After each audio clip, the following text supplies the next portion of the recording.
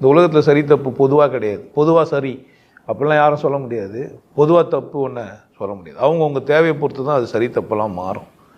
So தேவை மேலே அக்கறையாக இருங்க. யாரையோ பார்த்து எப்படிங்கிறேன்னு கேட்குறீங்க, உங்களை கேளுங்க.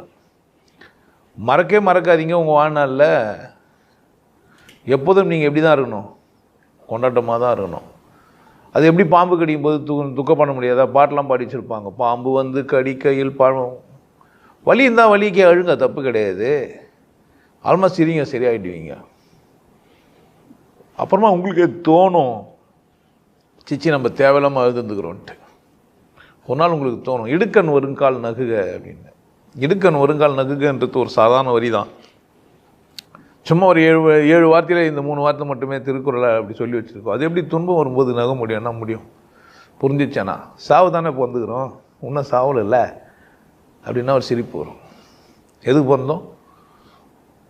சாவு தான் பிறந்தோம், என்ன பண்ணல ஒன்றா அப்படி நினச்சிட்டா அந்த வரி உங்களுக்கு ஈஸியாக புரியும். சாவல் இல்லை ஒன்றா, நமக்கு வாழ்க்கையில் இன்னும் வாய்ப்பு இருக்குது. உங்கள் மரண காலம் வரையும் உங்களுக்கு என்ன இருக்குது? வாய்ப்பு இருக்குது. காலம் உங்களுக்கு கடவுள் மாதிரி உங்களுக்கு வந்து குத்து வச்சுருக்குது. நீங்கள் வெற்றி பெற மட்டும்தான் நீங்கள் இங்கே வந்தீங்க. தேவைகளை எடுத்துக்க கற்றுக்கோங்க. தேவையில்லாதது மேலே நாட்டை செலுத்தாதீங்க.